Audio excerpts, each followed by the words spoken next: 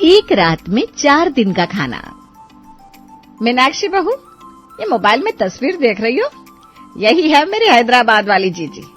अरे हम लोगों की तरह रहन सहन नहीं है उनका, बड़े हाई फाई लोग हैं।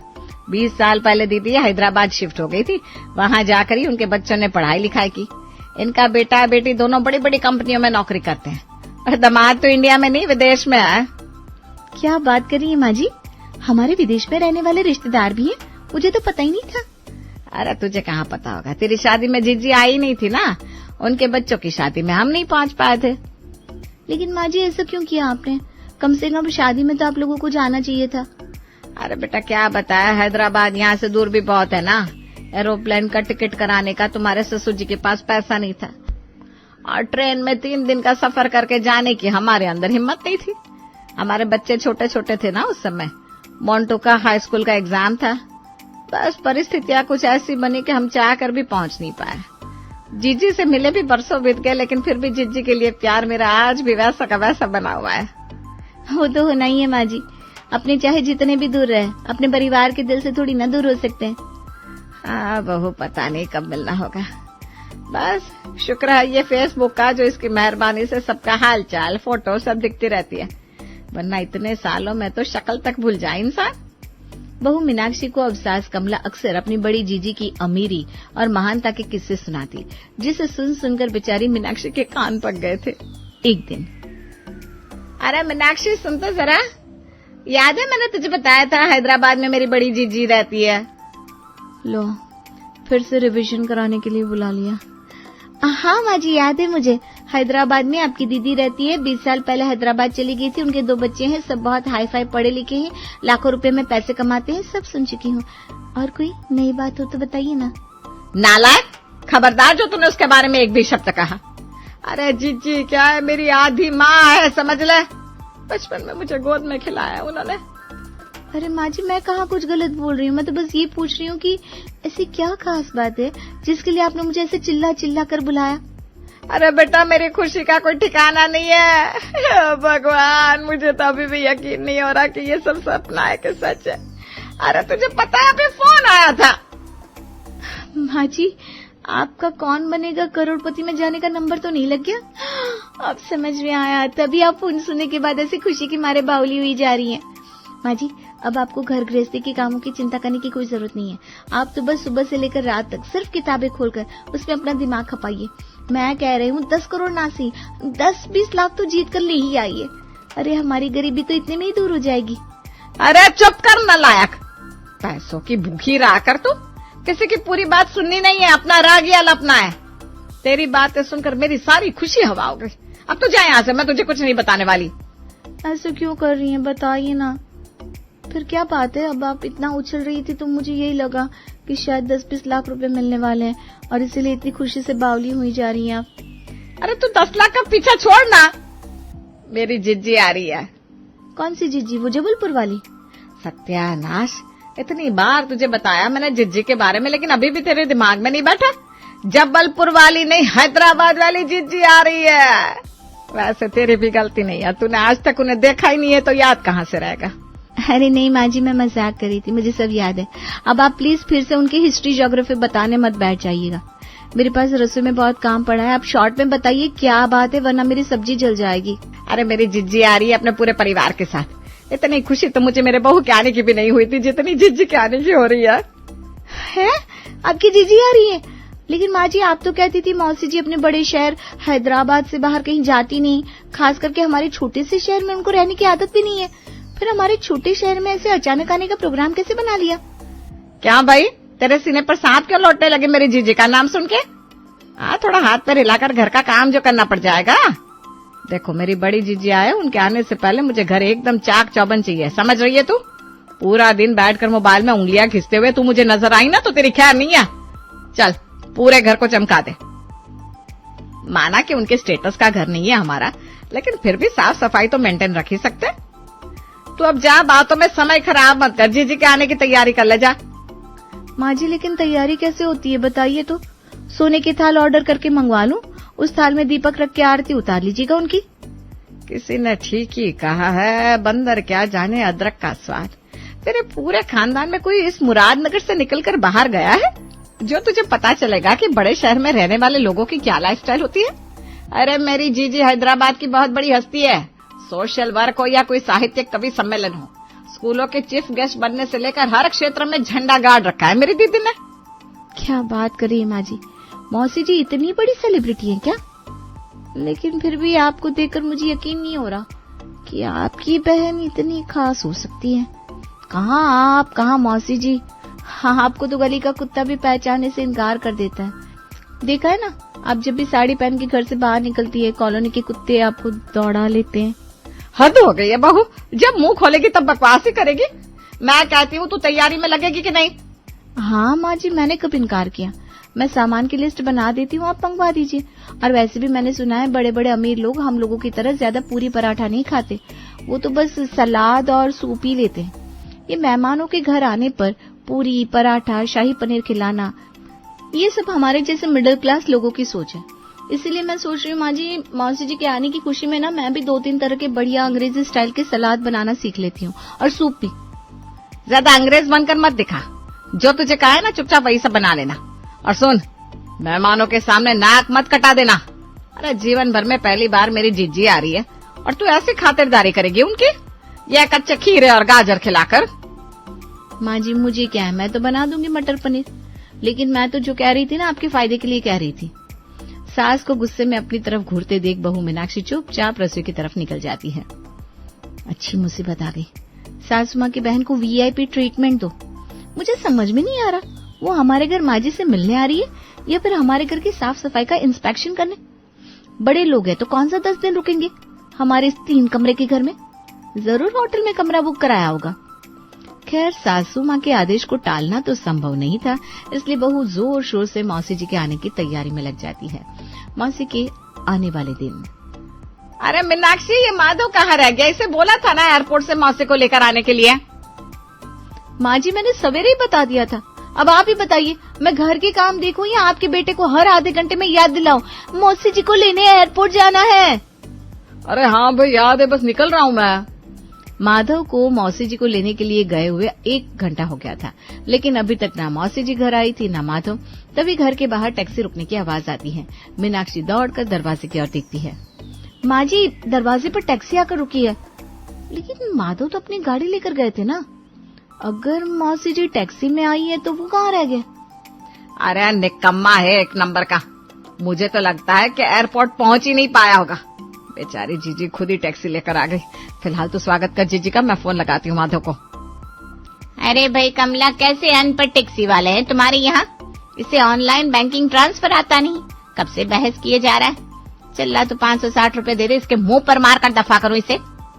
हाँ जीजी, रुको अभी देती हूँ, आप अंदर चलो, इससे मैं निपटती हूँ। ये ले तेरे किराए के पैसे। और क्यों बहस करके जीजी को परेशान कर रहा था? आजकल तो सब्जी वाले भी मोबाइल से पैसा ले लेते हैं, तुझे कौन सी आफत पड़ी है? मोबाइल से पैसा तो मैं भी ले लेता हूँ, लेकिन पैसा होना भी तो चाहिए अकाउंट में। 1 चवन्नी मेरे अकाउंट में ट्रांसफर हुई नहीं, फिर कैसे मान लूं? पता नहीं ट्रेन का टिकट भी कराया था या ऐसे ही जनरल डब्बे में भरकर आ गई है। क्या बोला, ट्रेन? अरे हवाई जहाज में आई है मेरी जीजी, आया बड़ा। इधर मौसी जी घर में आ गई थी, उधर माधव की माँ उसे फोन लगाती है। अरे माधव, कहाँ है तू? माँ, मैं तो एयरपोर्ट के बाहर ही खड़ा हूँ, लेकिन यहाँ मौसी जी मुझे कहीं नजर नहीं आ रही।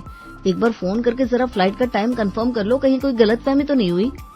तो अभी तक वहीं खड़ा हुआ है? अरे मौसी तो कब की घर आ गई। मौसी कब एयरपोर्ट से निकली और कब घर पहुँच गए, मुझे पता ही नहीं लगा। चलो फिलहाल तो घर चलता हूँ। घर आकर माधव देखता है कि मौसी, मौसा और उनके बेटे बेटी की खूब जोरों शोरों से खातिरदारी चल रही है। हाँ, अब घर भी आ गई और मैं एयरपोर्ट पर ही खड़ा रह गया। लेकिन मैं तो आपकी फ्लाइट के टाइम से पहले ही वहाँ पहुँच गया था। आप लोगों ने मुझे वहाँ देखा नहीं क्या? मैंने बोर्ड भी ले रखा था आपके नाम का। नहीं बेटा, काफी देर इंतजार करने के बाद हमने सोचा टैक्सी ले लेते हैं। हो सकता है तू भूल गया हो एयरपोर्ट आना। अरे छोड़िए ना माधव, मौसी जी आराम से पहुँच गई थी, इससे ज्यादा और क्या चाहिए। आइए, आप भी चाय नाश्ता कर लीजिए। बेटा देख, नाश्ता तो तूने बहुत बढ़िया बना लिया, अब ऐसा करना, खाने में ना ज्यादा वैरायटी मत बनाना। हल्का खाना खाने से पेट को आराम मिलता है। मैं भी माँ जी को यही समझा रही थी। चुप कर, जब देखो तब बीच में बोलने लगती है। अरे तेरा बस चले ना तो तू रोज खिचड़ी खिलाकर ही काम चला ले। अरे नहीं कमला, बात तो बहू ठीक कह रही है। बहू तुम ऐसा करना, रात के खाने के लिए बस दाल मखनी, मटर पुलाव, काजू खीर और मलाई कोफ्ता रख देना। मम्मी रायता भी बोल दो ना, थोड़ा आसान हो जाता है पचने में। हाँ बेटा चल, रायता भी रख लेना। वैसे भाभी मैंने सुना है छोटे शहरों में कचौड़ी भी खाते हैं लोग। हाँ भाई, हम तो खाते हैं कचौड़ी। क्या हुआ, वो भी खाना है क्या? हाँ, वो थोड़ी सी कचौड़ी भी बना देना। मम्मी तो कभी बनाती नहीं है इस तरह का खाना। अब आपके यहाँ आए हैं तो सारे शौक पूरे करवा कर ही जाएंगे। भाई देखो, अपना तो ये मानना है कि जैसा देश वैसा भेष। अब जब हम लोग मोदी नगर आ गए हैं तो फिर तुम लोगों की पसंद के हिसाब से ही तो खान पान रखना पड़ेगा ना। अब ये तो कोई बात नहीं होती कि हम यहाँ आकर अपने हिसाब से खाना बनवाएं। इतना लंबा चौड़ा ऑर्डर पेल दिया मौसी जी ने, और अभी भी बोल रही है वो अपने हिसाब से खाना नहीं बनवा रही। अरे भाई मुझे तो ये समझ में नहीं आ रहा कि रह क्या गया जो ये मुझसे नहीं बनवा रही है। 4 दिन की डिश तो एक ही दिन के डिनर में बता दी। अरे बाबा रे, इतना खाना तो मैं 4 दिन में भी नहीं बनाती जितना इन्होंने सिर्फ आज में बनाने को कह दिया है। माँ जी जरा रसोई में आइए ना, आपसे कुछ जरूरी बात करनी है। अब क्या हो गया बहू, पता है मुझे काम चोरी का बहाना याद हो गया होगा तुझे। ऐसा है माँ जी, कोई काम चोरी का बहाना याद नहीं आया। मैंने आपको ये बताने के लिए बुलाया है कि सुबह 6 बजे से एक टांग पर खड़े होकर आपकी प्यारी बहन के लिए ये तरह तरह के व्यंजन तैयार किए थे मैंने, लेकिन मौसी जी ने तो फिर से एक लंबी सी लिस्ट पकड़ा दी। अब ऐसा है, मेरी तो दर्द के मारे कमर टूट रही है। अब आप रसोई में आकर थोड़ा काम में हाथ लगाइए, वरना भूल जाइए कि मैं ये शाही भोज पकाने वाली हूँ। अरे 1000 बार कहा था इसने कम में माधव को कोई हट्टी कट्टी गांव की लड़की लिया। शहर की लड़कियों के यही ड्रामा होते हैं, थोड़ी देर काम कर लेती है और उनका उय माँ मैं तो टूट के बिखर गई शुरू हो जाता है। पूरे 3 घंटे दोनों सास बहू की कमर तोड़ मेहनत के बाद आखिरकार डिनर बनकर तैयार हो जाता है। डिनर के बाद माँ जी आज तो गहरी नींद आने वाली है मुझे। पूरा दिन काम कर करके थक कर चूर हो गई हूँ मैं। हाँ भाई, थकान तो मुझे भी बहुत हो गई है। अरे बहू कहाँ भाग रही है इतनी जल्दी? मासी जी वो इन्हें सुबह ऑफिस जल्दी जाना होता है ना, इसलिए अपने रूम में सोने जा रही हूँ। ये लो भाई, हम इतना दूर से तुम्हारे साथ समय बिताने के लिए आए हैं और तुम्हें सोने की पड़ी है। अभी 1 कप कॉफी भी तो बाकी है। अच्छा चलिए ठीक है, अब आपकी इच्छा है तो बना देती हूँ। कॉफी का इंतजार करते हुए दोनों बहनें बैठकर आपस में बातें करने लगती हैं और बहू मीनाक्षी गर्मा गर्म कॉफी बनाकर सबके आगे कॉफी का कप रख देती है। जैसे ही मीनाक्षी धीरे से अपने कमरे की ओर जाने लगती है, मौसी जी की बेटी उसे आवाज लगाती है। भाभी, कॉफी बनाने से पहले आप एक बार चॉइस तो पूछ लेती। मैं सिर्फ कोल्ड कॉफी पीती हूँ, मेरे लिए कोल्ड कॉफी बना दो प्लीज। कोल्ड कॉफी के लिए तो घर में बर्फ नहीं है, सॉरी आज तो नहीं बन पाएगी। भाभी तो इसमें कौन सी चिंता की बात है, आप ब्लिंकिट से एक आइसक्रीम ऑर्डर कर दीजिए। आइसक्रीम वाली कोल्ड कॉफी तो वर्ल्ड की बेस्ट कोल्ड कॉफी होती है। अब तो मीनाक्षी के पास उसकी बातों का कोई जवाब नहीं था, इसलिए बेचारी मीनाक्षी चुपचाप रसोई में जाकर कोल्ड कॉफी बनाने लगती है। मीनाक्षी की कोल्ड कॉफी देखकर बाकियों के मुंह में भी पानी आने लगा था। अरे बहू, इतनी स्वादिष्ट कोल्ड कॉफी बनाकर लाइए तू।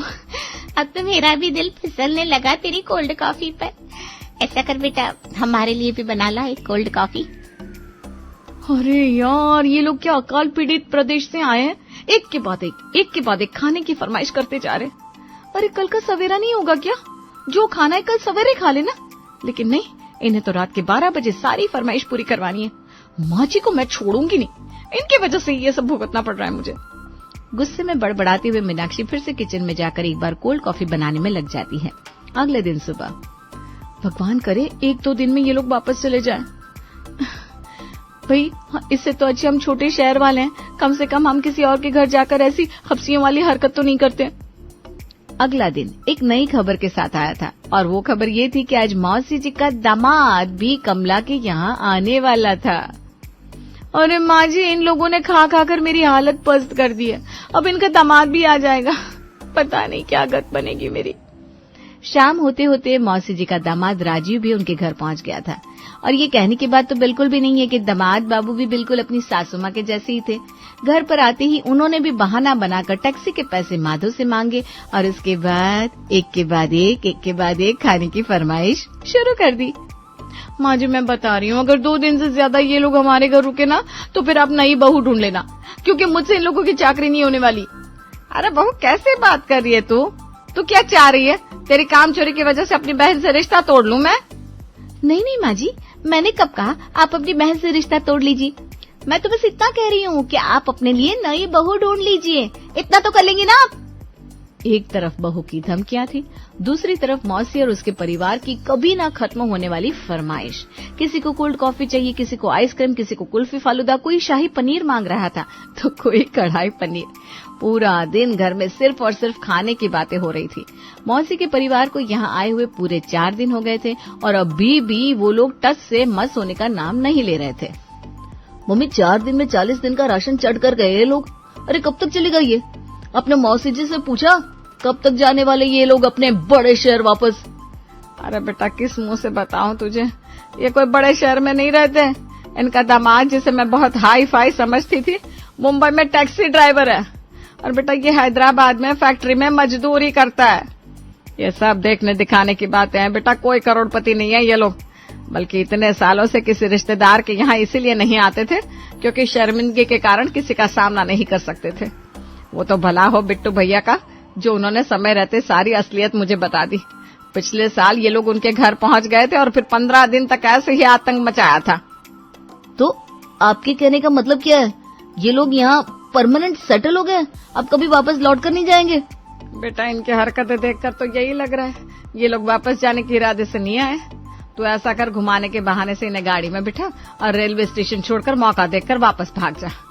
समझदार होंगे तो समझ जाएंगे कि आखिर तूने रेलवे स्टेशन के बाहर छोड़कर क्यों आया है।